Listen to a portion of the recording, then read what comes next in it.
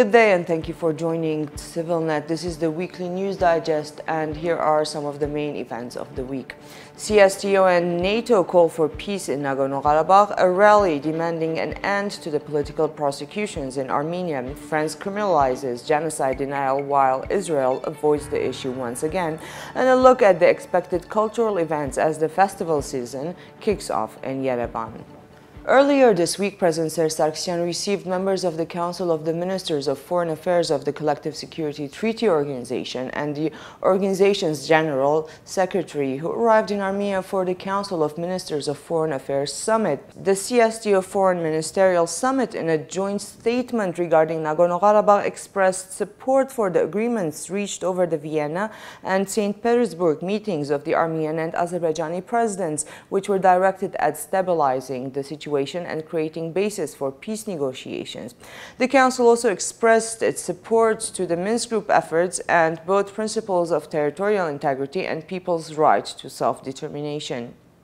President Sargsyan and his Azerbaijani counterpart crossed paths in Warsaw this week as part of the NATO Resolute Support Summit that will see NATO member and non-member states take part in a mission to train, advise, and assist Afghan security forces. This project launched on January 1st, 2015. As part of the International Security Assistance Force, Armenia has sent up to 131 soldiers to Afghanistan so far.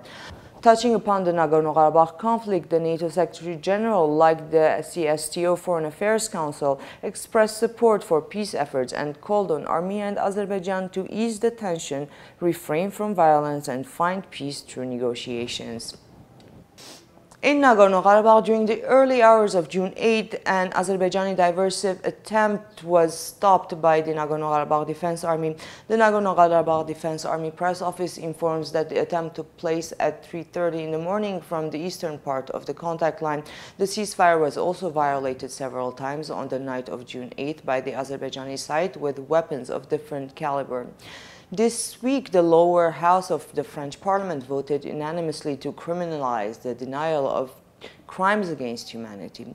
This makes the denial or the trivialization of all events classified as genocide, crimes against humanity, war crimes, or slavery punishable by up to 1 year in prison and €45,000 fine.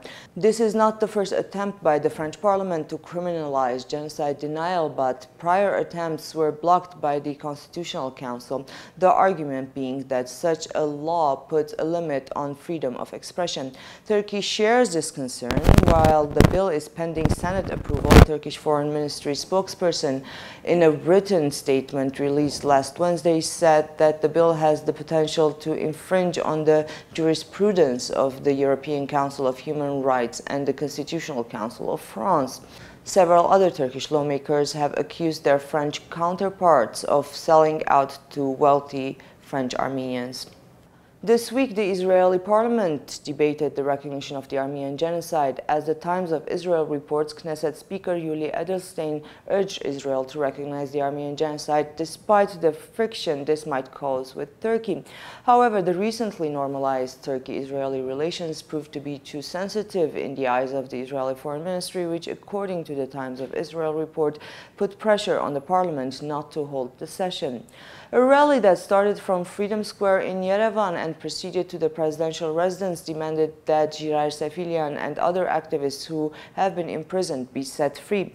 Sefilyan, a Karabakh war veteran and outspoken campaigner for regime change in Armenia and someone who has insistently campaigned against any territorial concessions to Azerbaijan, and 6 others were arrested and charged with illegal arms possession and trafficking. Sefilyan has been sentenced to 2 months imprisonment awaiting trial. The rally demanded that all political prisoners be set free and that the government put an end to such political prosecution. The Upper Lars Road, Armenia's only land route to Russia through Georgia, has been closed since June 4th following heavy downpours that caused landslides and flooded the Tarek River.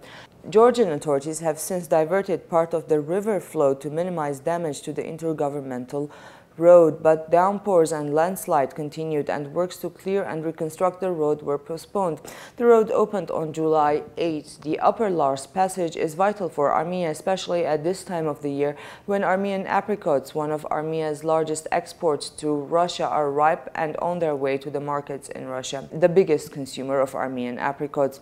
Georgian farmers have found an alternative way to deliver produce to Russia through Azerbaijan, but that is hardly an option for Armenia.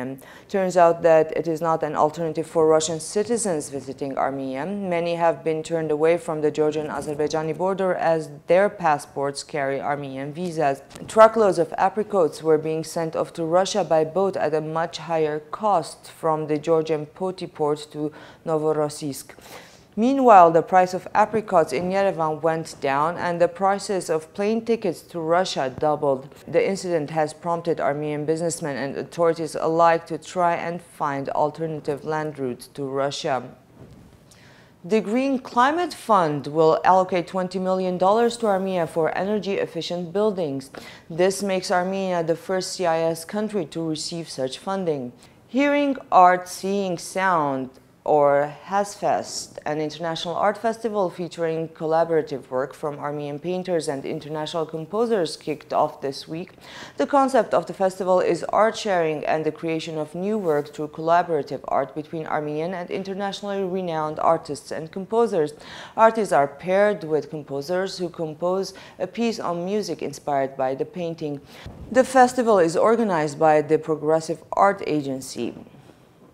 The 13th edition of Armenia's beloved film festival, Golden Apricot, which will kick off on Sunday, will feature 92 films this year as part of the out-of-competition programs categorized as Yerevan premieres, retrospectives, and tributes.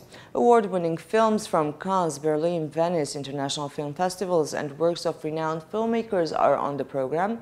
Composer Dikran Mansourian was elected head of the jury this year.